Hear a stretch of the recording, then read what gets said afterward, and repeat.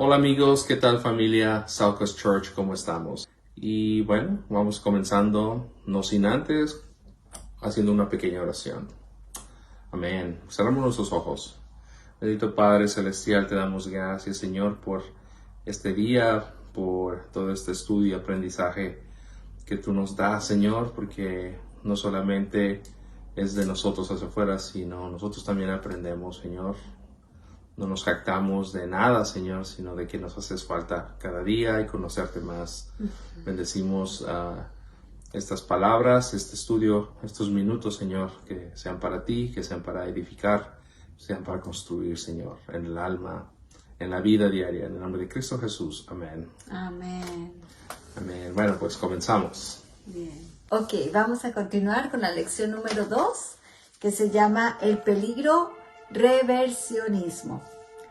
Nuestra base bíblica va a estar en Efesios 4, del 17 al 19, y la historia que nos va a hablar también de este tema está en 2 de Samuel 15, desde, todo el capítulo 15 para que se den idea de qué está pasando en este tiempo de la historia, hasta el capítulo 17.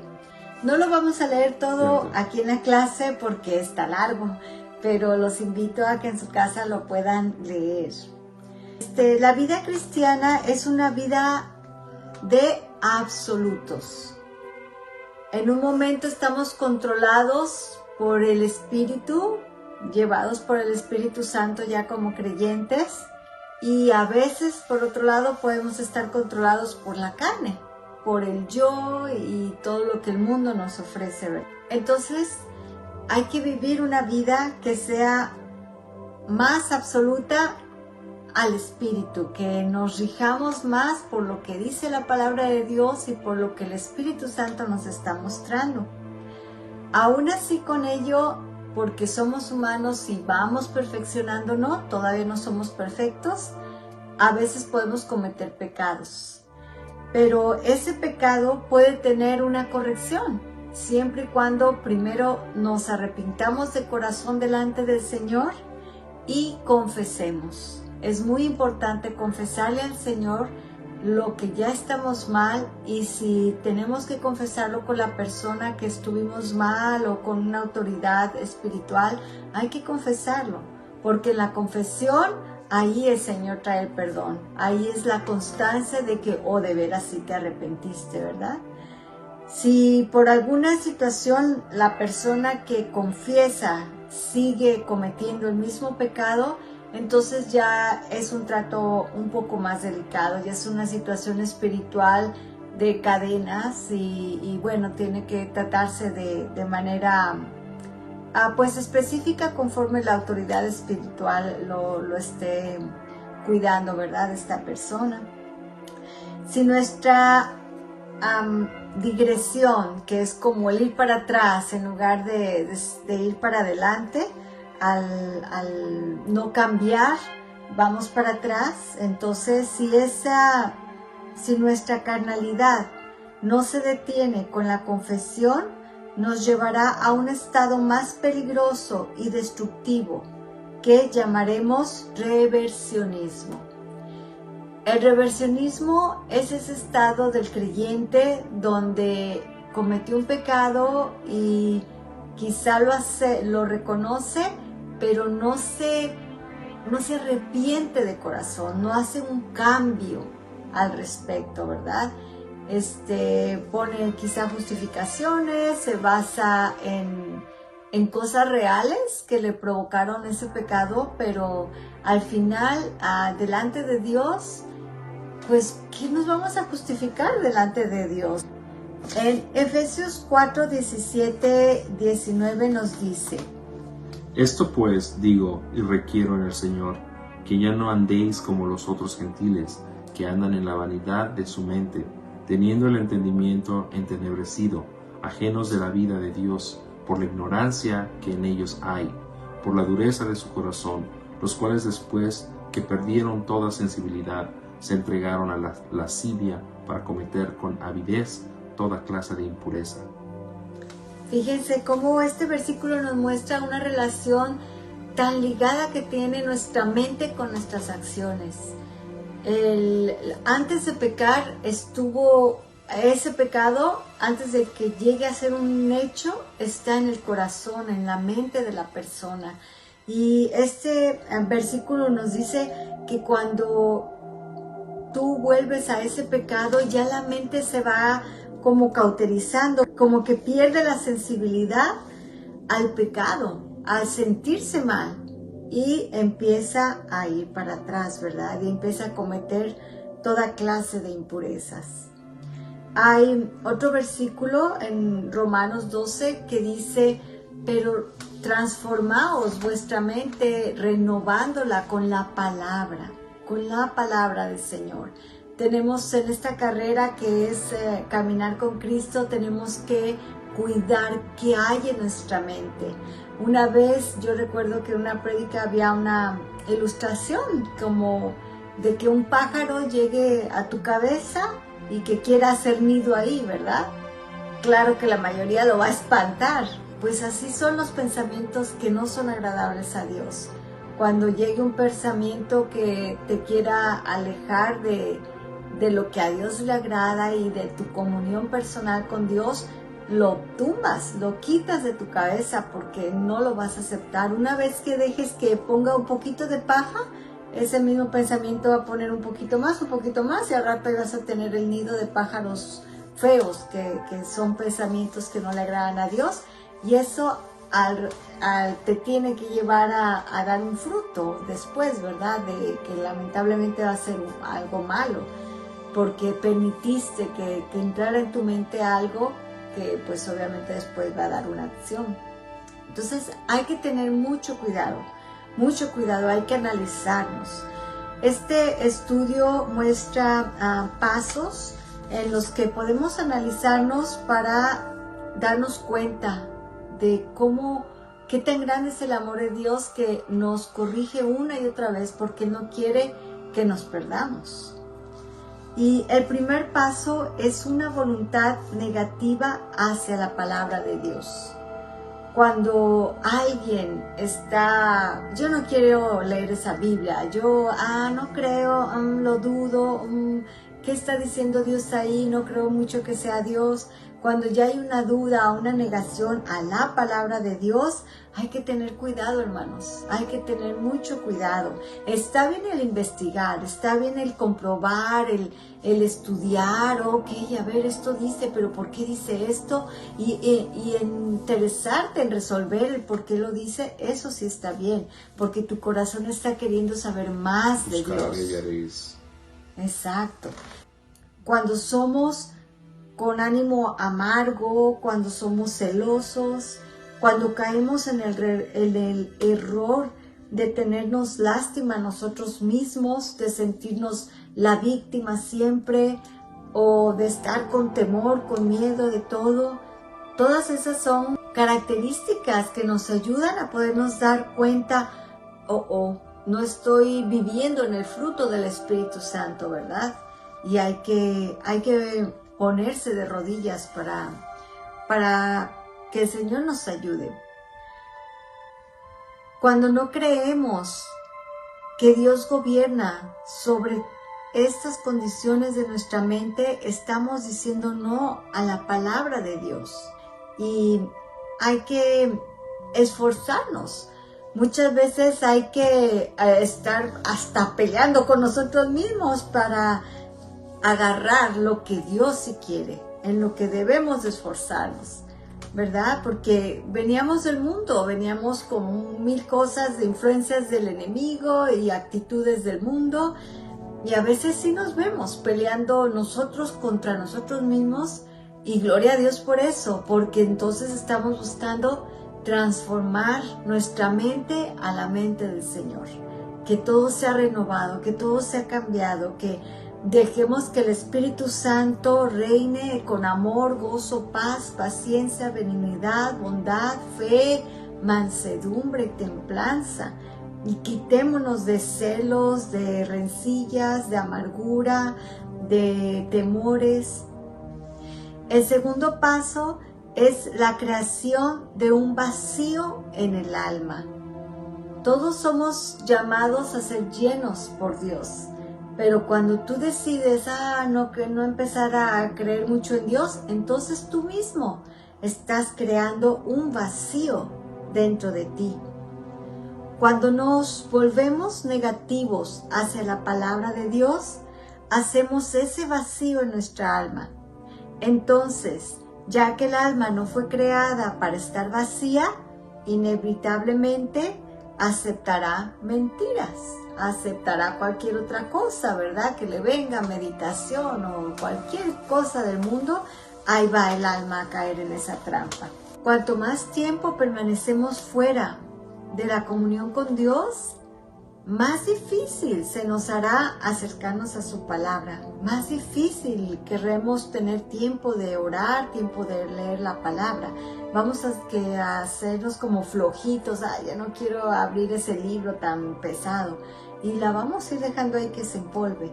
Entonces, cuando tú pasa todo un día y no has abierto tu Biblia en el celular o el libro físico, hay que tener cuidado. Hay que tener cuidado. Cuando en el celular te distraen más los juegos, las noticias, los cómics, los videos chistosos, todo eso te distrae más que meterte en la palabra, hay que tener cuidado, porque ese es un segundo paso de estar yendo hacia atrás en lugar de estar yendo hacia adelante. El tercer paso es un apagón del alma. Nuestra manera de pensar, de entender, se llena de sombra. Aceptamos argumentos del mundo, aceptamos argumentos de los hombres. La luz de la palabra se va extinguiendo en nuestra conciencia. Ya no recuerdas ni un versículo, ya ni siquiera te acuerdas si Pedro es del Antiguo Testamento, del Nuevo Testamento, ya no sabes nada, ya se te olvidó que Cristo murió por ti, que está ahí escrito que Él pagó con su vida por tus pecados. Entonces, ese apagón del alma es muy peligroso. Tenemos que, reconocer antes, ¿verdad? El cuarto paso es una enemistad con la gracia. Ya no aceptas esa salvación que fue de gracia, ya no le tomas ningún valor a esa salvación tan grande. Y habiendo cambiado la luz de la palabra por la oscuridad del mundo, te empieza a gustar todo lo del mundo, argumentos del mundo, política del mundo, cualquier otra cosa del mundo, ¿verdad?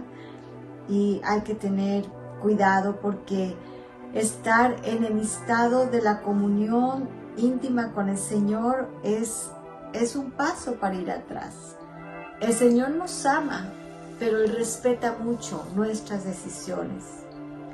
Un quinto paso es el aumento de las cicatrices del alma. Es igual que en las cicatrices físicas. Se nos abre la herida y uno se alerta porque está abierto, tiene que hacer algo, duele, arde, al limpiarla, al curarla, pero se tiene que hacer, ¿verdad?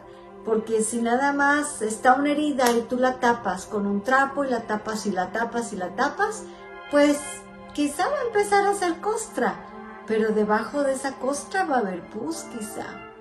Esa costra ya no te va a dejar sentir nada, porque uno lo sabe, todos hemos tenido quizá más de una vez, ¿verdad? Una herida en la piel y al ver la costra, tocamos esa costra y es dura, no se siente. Ya no hay sensibilidad ahí en esa área, ¿verdad? Y así, si las cicatrices del alma, los dolores que pasamos, no los llevamos a los pies del Señor, las decepciones, eso se va haciendo heridas en el alma. Y como tú no dejas que Dios las sane, porque ya prefieres sanarlas tú solo, tus argumentos, me hizo, le hago, me hace otra, me voy. Cosas así. Va haciendo esas cicatrices que ya no hay sensibilidad. Empiezas quizá a traer juicio, ¿por qué se me hizo? ¿Dónde está Dios? Entonces Dios no existe, porque hay tantos pobres en el mundo, porque hay guerras, tantos argumentos, ¿verdad? Que sin conocer de Dios pueden estar dañando tu alma y haciéndola insensible para que tú sigas buscando a Dios. Un sexto paso es la búsqueda frenética para lograr la felicidad. Como ya tu alma está vacía de Dios, como ya la empezaste a llenar de todas las cosas que están lejos de Dios, tú quieres lograr la felicidad. Porque sabemos que la plena felicidad es solamente en comunión con Dios. Pero como ya estás fuera de su palabra, ya estás con esa cicatriz que te hace insensible, entonces tú como ser humano normal quieres empezar a buscar felicidad por otro lado, porque ya no estás con Dios. Entonces quieres lograr esa felicidad, y ahí es donde puede entrar pues tanta multitud de pecados, ¿verdad? Cuando ya estás en esta situación de alejamiento de Dios, tú te has vendido a otra cosa que te dé el mundo y te has entregado a lo que te provoque sensualidad.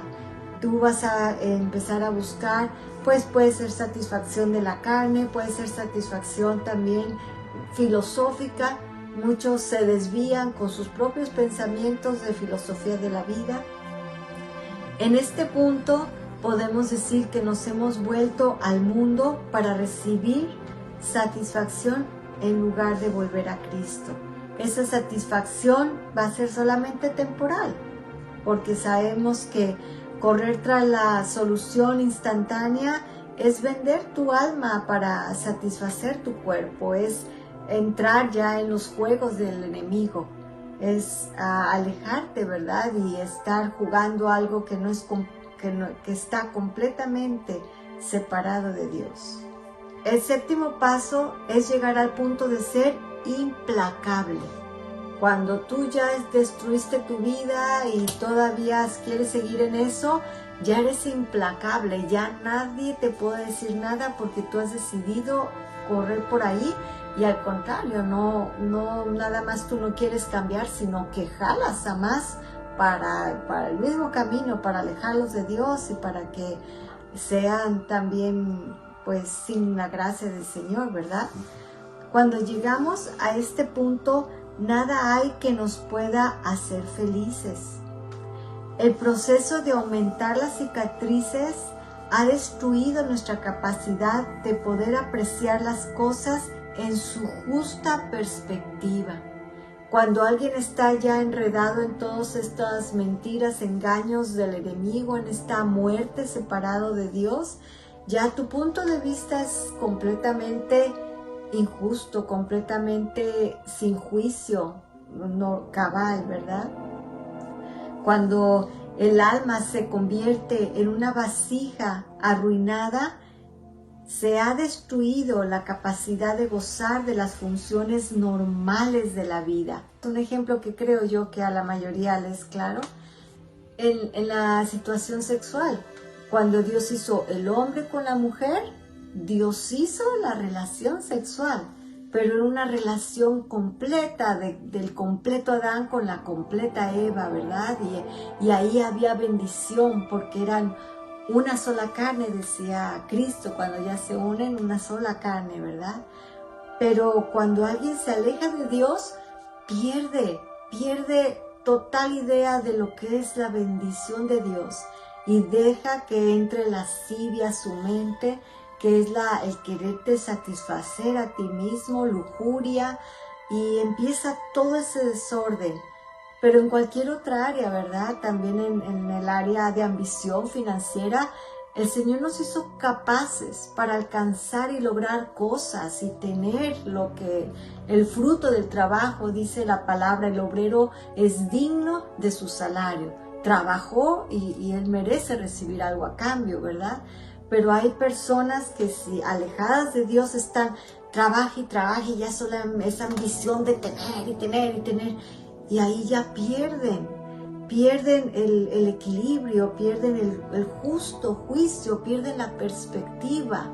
Ya se van a robar, a inventar robos, a engañar a otros, a jalarlos para robar. El Señor no pierde su fe en nosotros, Él siempre nos va a tratar de volver a Él. A cada paso en este desliz, Dios nos administra disciplina diseñada para hacernos volver. Hay que reconocer que cuando estás sufriendo en algún área de tu vida, puede ser muy probable que sea por disciplina de parte de Dios. Dios no se complace en provocarnos dolor, pero es un Padre amante que menos se complace en ver a sus hijos malgastar sus vidas. Seguirá disciplinándonos hasta que nos volvamos a Él o hasta que lleguemos al punto cuando Él sabe que la recuperación es imposible. Dentro de la disciplina del Señor, Él nos anima. Cuando nos salimos del camino, Dios nos disciplina con el solo propósito de que regresemos. Podemos leer Hebreos 12, del 1 al 4. Por tanto, nosotros también, teniendo en derredor nuestra tan grande nube de testigos, y despojémonos de todo peso y del pecado que nos asedia, y corramos con paciencia la carrera que tenemos por delante, puestos los ojos en Jesús, el autor y consumador de la fe, el cual, por el gozo puesto delante de él, sufrió la cruz, menospreciando el oprobio, y se sentó a la diestra del trono de Dios. Considerad a aquel que sufrió tal contradicción de pecadores contra sí mismo, para que vuestro ánimo no se canse hasta desmayar, porque aún no habéis resistido hasta la sangre combatiendo contra el pecado. Nos lleva a ver lo que la lección pasada que acaba de pasar nos dice. Hay que despojarnos de ese peso, hay que despojarnos del pecado. Y el Señor siempre va a estar ahí, siempre llamando nuestra atención. Podemos ver aquí en este punto de la disciplina como advertencia. Ahí en ese versículo lo vimos, ¿verdad? Él nos anima, vuelvan, hagan, esfuércense. Dice, no han luchado hasta la sangre, tienen que esforzarse, tienen que pelear consigo mismo, con el mundo espiritual, pero sigan adelante. ¿Por qué? Porque yo estoy con ustedes. Y hay una nube de testigos, dice, otros que ya lo han podido hacer, que nos dicen, sigue adelante, porque en Cristo es posible. Esta disciplina la podemos percibir como que entra en nuestra vida una pérdida del gozo y pérdida de la felicidad interior. Cuando no hay ese gozo pleno en saberte en Cristo y esa felicidad interior, es una advertencia de parte de Dios. Solo examinándonos a nosotros mismos podemos determinar si hay pecado sin confesar en nuestra vida. No desmayemos cuando somos reprendidos por Dios. Más bien, vayamos a examinarnos, como dice la palabra, venid, estemos a cuentas. Qué hermoso poder llegar a los pies del Señor y, Señor, muéstrame en qué te he fallado, ayúdame a entender, a ver, a seguir contigo, ¿verdad? Y Él es súper fiel, que nunca te va a dejar apartarte. Si tú le clamas, Él siempre responde. Así es de que no nos cansemos de nosotros mismos. A veces nosotros mismos somos tan exigentes con nosotros mismos que, si ya queremos ya, sí, ya, y si no, pues me voy entonces. Y no, permanezcamos con paciencia en la carrera, luchemos, levantémonos. Cuando éramos bebés, quizá la mayoría pues lo tiene entendido, si no pregúntale si se puede todavía a tu mamá, a tu papá, ¿verdad? ¿Cuántas veces no te caíste antes de poder caminar? ¿Cuántas veces no te tropezaste antes de poder correr? Igual es la carrera en Cristo. Hay que tener paciencia, hay que seguir adelante y hay que estar alerta. Hay una advertencia de parte de Dios. Ayúdame a ver eso para examinarme y poder pedir perdón primeramente a ti, Señor, y poder restaurarme. Como otra disciplina, es una disciplina intensiva. Si no respondemos, Él aumentará su disciplina. Esta etapa puede incluir pérdida de la salud. Hay personas que se la pasan enfermas. Hermanos, podemos venir a Dios, podemos venir a preguntarle, ¿esta enfermedad es una corrección de parte tuya o es un ataque del enemigo? Pero aquí no estamos viendo las disciplinas que el Señor nos hace para poder volver a su camino, y muestra aquí claramente que puede ser esa enfermedad continua una disciplina de parte de Dios para que cambie algo en nuestra vida, para que volvamos a Él. Puede ser entonces, como decíamos, la pérdida de la salud, de una propiedad, cuando pierdes una casa, un carro, lo que sea de tu propiedad y que hoy lo perdí, así como ¿por qué lo perdí? O un ser amado. Si no confesamos y nos corregimos, puede seguir durante años. Tomemos cada cosa que a veces se puede tomar como una tragedia, pero pegados a los pies de Dios, podemos ver si es una disciplina de parte de Dios y una oportunidad de volver a sus pies, ¿verdad? La intención de Dios no es castigarnos, sino impulsarnos a volver a tener comunión con Él. Una disciplina también que puede llegar de parte de Dios es la disciplina de muerte. Si nos negamos absolutamente a su corrección, la disciplina máxima es quitarnos la vida en esta tierra antes de terminar nuestra carrera.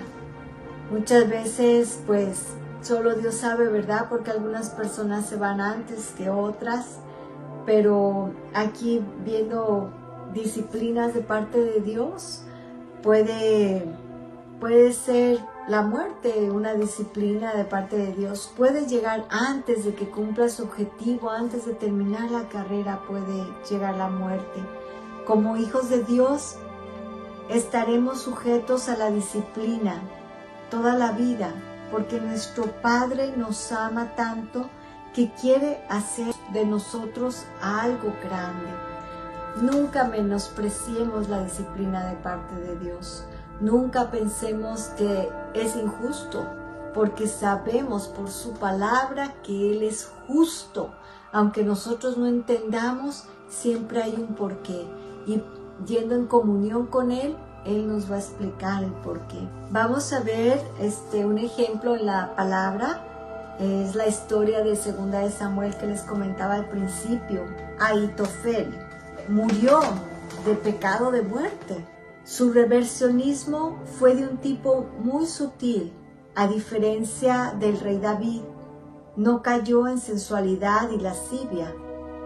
Las tentaciones a las cuales se dio Ahitofel fueron la arrogancia, el sentido de perfección y el juzgar a otros creyentes. Pasaron por lo menos 10 años entre el gran pecado del rey David y el levantamiento de Absalón. Absalón era hijo de David. David ya tenía un imperio grande, un reino grande con muchas comunidades, y pues no falta que el enemigo se meta ahí y quiera que alguien se levante en contra del rey, ¿verdad? En este caso, lamentablemente, fue Absalón. Durante todo ese tiempo, Ahitofel, que era un consejero muy cercano del rey David, secretamente ha de haber alimentado su resentimiento contra el rey David. Ahitofel era el abuelo de Betsabé.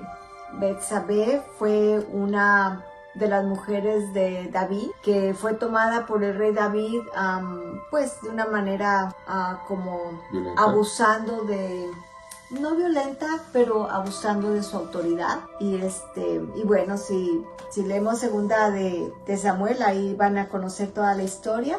Entonces vemos como hay un porqué. ¿Por qué Ahitofel tenía un corazón amargado en contra de David? ¿Y por qué Ahitofel tenía un juicio en contra de David? En lugar de dejar que Dios hiciera el juicio, ya él lo había hecho. Ya él sabía que, no, fulano está mal, David está mal, y yo voy a hacer algo al respecto. Entonces, cuando vino el levantamiento del hijo de David, pues ahí Ahitofel la aportó y hizo algo desagradable delante de los ojos de Dios. Ahitofel había quitado su vista de la palabra de Dios y se había posado sobre David.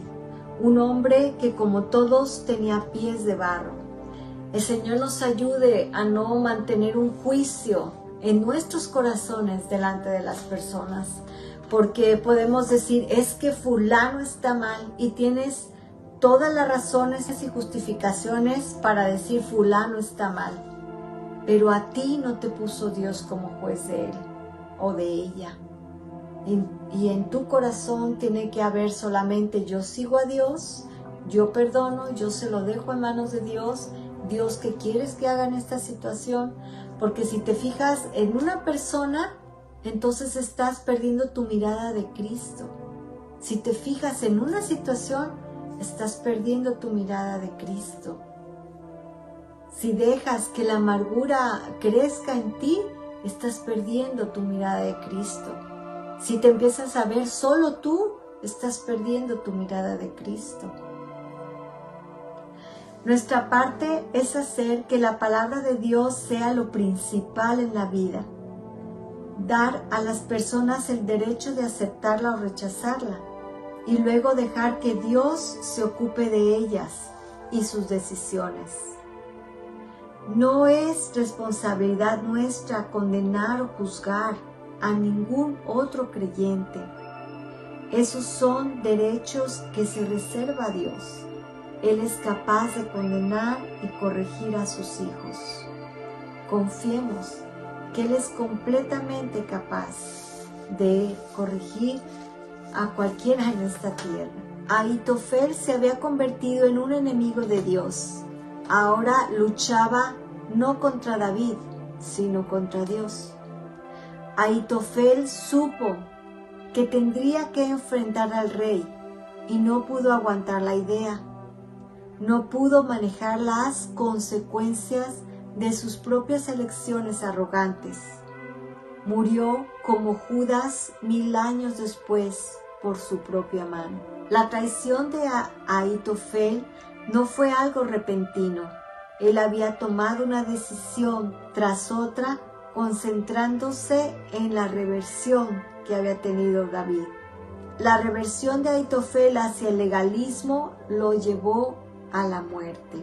Ahitofel era un hombre espiritual que tenía temor de Dios y trabajaba para el rey David, pero a veces por esa autoridad que él tenía quizá como consejero espiritual, pensó que siempre podía mantener su juicio en contra de lo que el rey David había hecho malo. Y no, le faltó dejárselo a Dios y que Dios hiciera lo que Dios quisiera, ¿verdad? Voy a mencionar 5 potencias del alma. Esto es voluntad. Dios nos hizo libres, nos dio la habilidad de elegir. Entonces elijamos una actitud positiva con respecto a la palabra de Dios. 2, mentalidad. Si somos positivos en nuestra mente, podemos aceptar más receptivamente la palabra de Dios y elegiremos estudiar la palabra. Y esto va a vencer al enemigo, porque lo que haya en nuestra mente va a haber en nuestras acciones. 3, conciencia. Al estudiar la palabra, nuestra conciencia se convierte en un depósito de la verdad. Cuando estamos dispuestos a confesar nuestros pecados, podemos vivir con una conciencia tranquila. 4, sentimiento. Capacidad de vivir y disfrutar de la vida física y espiritual por encima de las circunstancias externas. 5, conciencia de ser.